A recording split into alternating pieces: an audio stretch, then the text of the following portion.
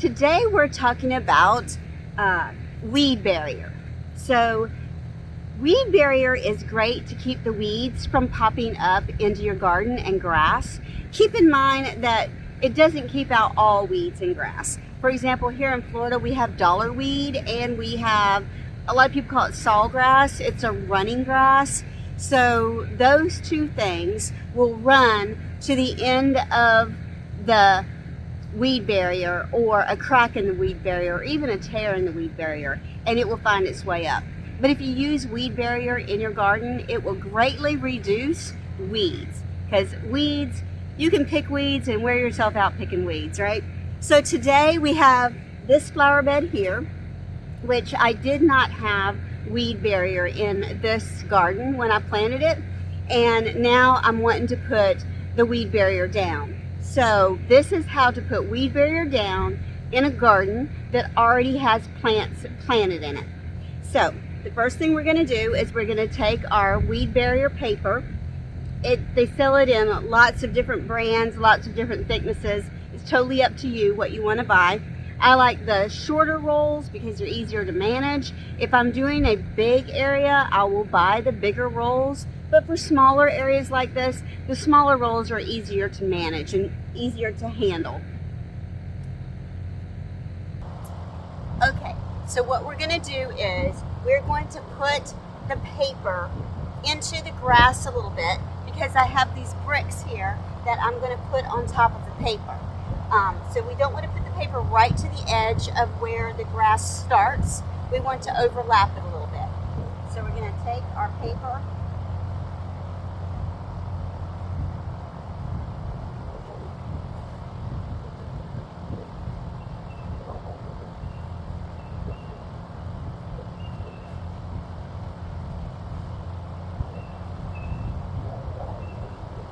We're going to overlap the paper on the grass a little bit, and I'm going to put one of my bricks in place where I want it to be.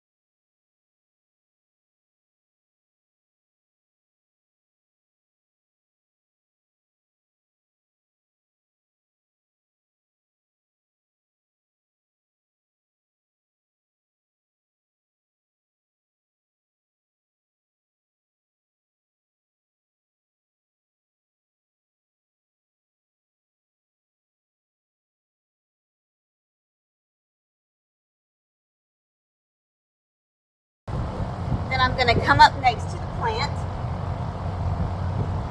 I'm going to fold the paper back, get the roll out of the way, push the paper all the way up to the plant, as close as I can get it to the plant. I'm going to take my scissors and I'm going to cut. I'm going to hold the paper on the fold, and I'm going to cut one straight line. And then I'm going to cut like a T.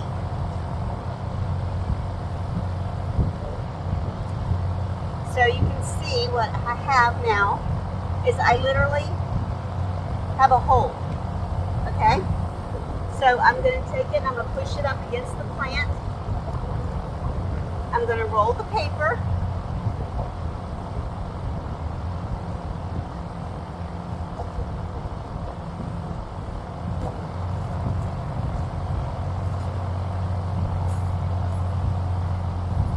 Have these little U-shaped spikes that are sold in the garden department near where the paper is.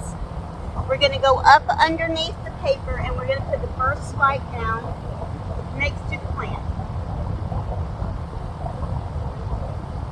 We're poking it right through the paper. And we're going to put another one on the other side.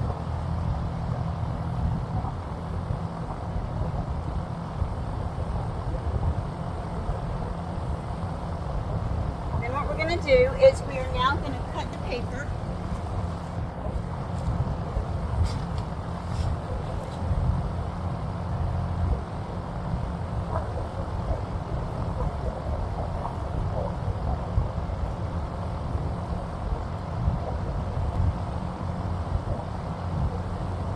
We cut one side of the paper.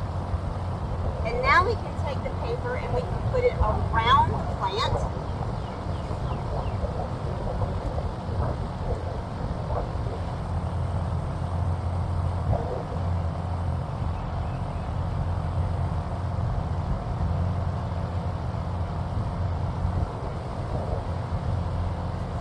And this is the seam we cut. We're going to overlap the seam a little bit.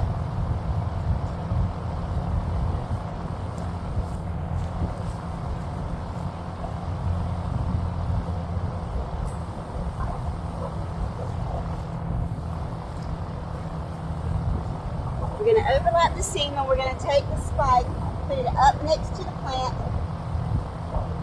and then out here on the end where it overlapped. Right into the paper. On the back side, she's cutting the paper straight across and saying you don't have to worry about how perfect it is. You can make adjustments.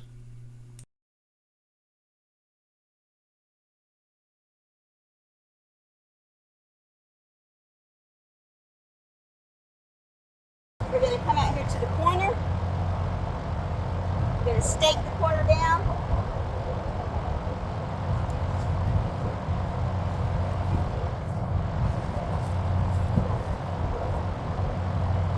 Going over to the other corner.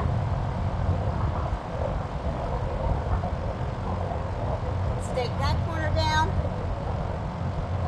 And you're going to put one stake in the middle.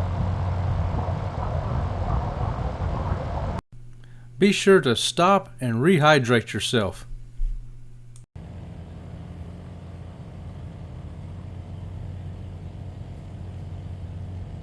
And we're going to repeat that through the whole garden, and I'll show you what it looks like after I get the bricks in and the paper down in the whole garden.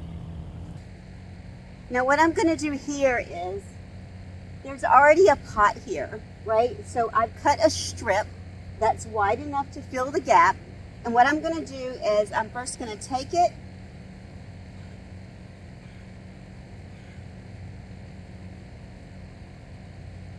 and I'm going to stake down the back, overlapping the piece that's already there. I'm going to use this stake, so I'm going to pull it up.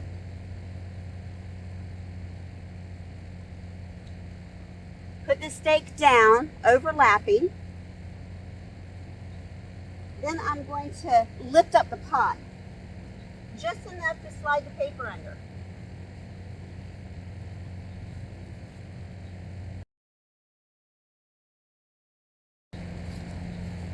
I'm going to cut the excess off, and I'm going to use it here in front of the pot.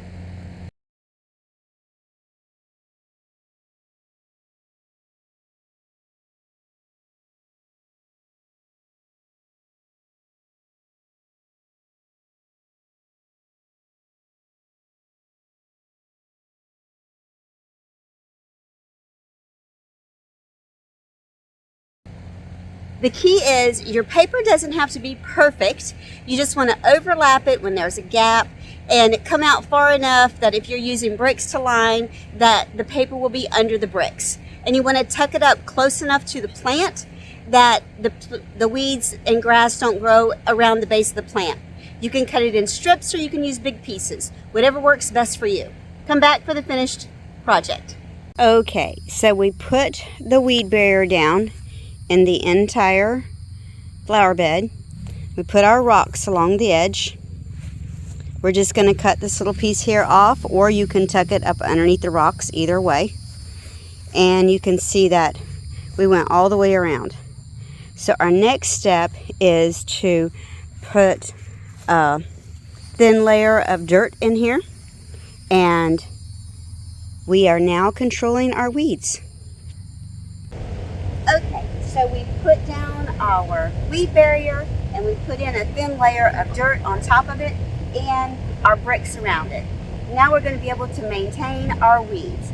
I do not use mulch. I live in Zone 9 in Central Florida, and mulch is typically here for us will cause roaches and ants and that kind of thing if you're getting it organic without it being sprayed. I'm not going to spray things because I have an organic garden. But the soil I do use has mulch incorporated into it. So you can see this pretty big piece of mulch. So the dirt that I get has fertilizer in it, and sand and soil and mulch. So that's why I particularly don't care to use mulch in my garden in Central Florida. Well, I hope that it's helped you learn a little bit more about weed barrier and what it's good for, why you may opt for it. Check out my next video on, this video was how to put in weed barrier in a garden with plants already. My next video will be about putting down weed barrier in a brand new garden where you do not have any plants planted.